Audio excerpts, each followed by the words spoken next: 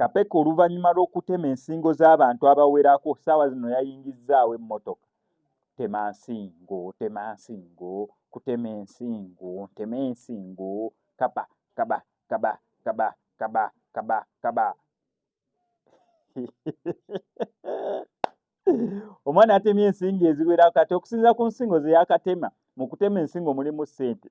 Ssaawa zino yayingizzaawo emmotoka. Yayingizzaawo emmotoka naye n'emmotoka naye n'agitemerako ensingo okugambe ne bagenda batema ensingo, tema nsingo, tema ensingo.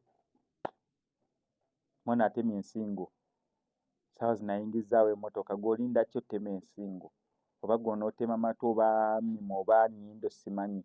Osobola n'okutema amagulu, tema magulu, tema magulu, tema magulu, tema magulu. Oyinza ottema ekiwato, tema kiwato, tema gundi temutema, gundi temutema. Naye omwana ayingizzaayo emmotoka. On top of that ne Nampeera Ugandan Property.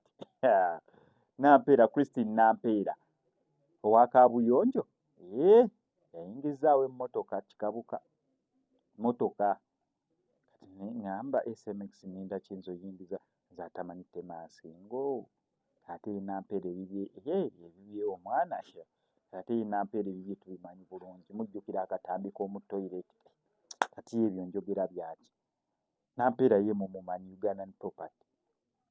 Ye oyinza obutayagira nnyo n'ogamba ebibye yafuna emmotoka. Ye Kapeke tumulabye atemye ensingo. Nampeera saagala kuddayo mu nsonga za toilet nina mbyogedde. Naye mukimanyi ekiki. Kati SMX nkole ki? Nange okuyingizaawo emmotoka.